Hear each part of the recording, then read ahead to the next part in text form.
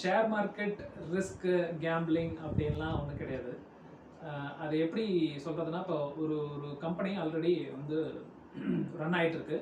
அதோட ஷேரை வந்து பிரித்து கொடுக்குறாங்க. இப்போ ஒரு கம்பெனி வந்து ஒரு ஒரு எக்ஸாம்பிளுக்கு சொல்லலாமே, இப்போ ஒரு ஒரு உங்களுக்கு தெரிஞ்ச ஹோட்டல், இப்போ எங்கள் சென்னையில் இருக்கக்கூடிய ஹோட்டல் வந்து ஒரு நல்லா ரன் ஆகிட்டு இருக்கு. நீங்கள் எப்போ பார்த்தாலும் போய் கூட்டமாக இருக்குது. அவங்ககிட்ட இங்கேயே ஒரு 50 பிரான்ச் இருக்குது.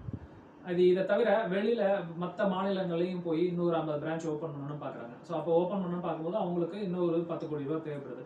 அவங்க வந்து என்ன பண்ணலாம்னா, பேங்க்கில் கடன் வாங்கலாம், அது வேறு ஏதாவது கடன் வாங்கலாம். இல்லைன்னா இந்த மாதிரி பப்ளிக் கிட்ட இன்வெஸ்ட்மெண்ட்டாக வாங்கிட்டு அப்படி பண்ணுவோம். ஸோ அப்போ எனக்கு அந்த பர்டிகுலர் ஹோட்டலை வந்து நல்லா தெரியுது, இவங்க நல்லா ப்ராஃபிட்டபுளாக பண்ணிட்டு இருக்காங்க அப்படின்னா, நான் வந்து அவங்களோட ஷேரை வாங்கிட்டு நான் இன்வெஸ்ட்மெண்ட்டை கொடுக்குறேன். அந்த இன்வெஸ்ட்மெண்ட்டை தூக்கி வேறு என்ன பிரான்ச் ஓப்பன் பண்ணுறதுக்கு போடுறாங்க.